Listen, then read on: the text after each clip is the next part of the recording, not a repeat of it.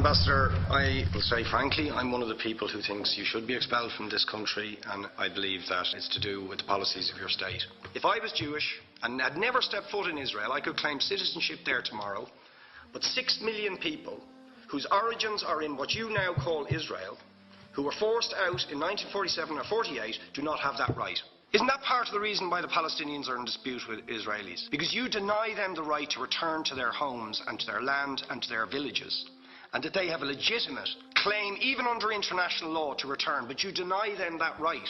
Why do you deny them that right? And why do you give that right to other people who have no connection whatsoever with the land, whether you call it Israel or whether you call it Palestine? Why do you continue to seize land, if you're serious about Oslo and the two-state solution, which under that agreement is land designated to be Palestinian land? 500,000 people, most of which has taken place since Oslo. You allow that to happen. Why do you allow it to happen?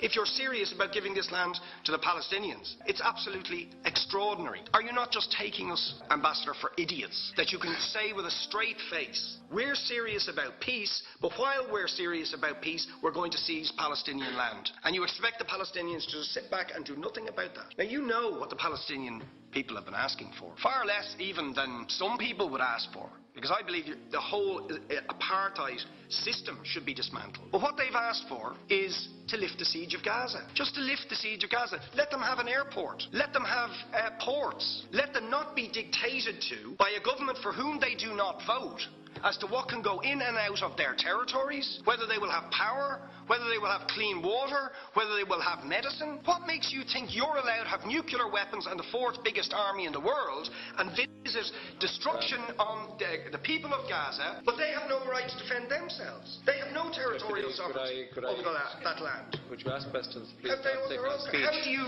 justify that? Yeah. All right. How do you justify those double standards? Very lastly, Ambassador, people like Bishop Tutu, Nelson Mandela, and I would certainly describe your state as an apartheid state, with different laws for people depending on their race or religion. For example, at checkpoints going into the West Bank, there's a channel if you're Israeli or European, and there's a channel if you're Arab. Just because you're Arab. If you came into Dáil Éireann and they stopped you and said, are you Jewish? Oh no, sorry, you can't come in through the same entrance as Irish people or European people because you're Jewish, you would call that racism and apartheid. You practice that with your checkpoints and your military barriers and your apartheid wall. How can you justify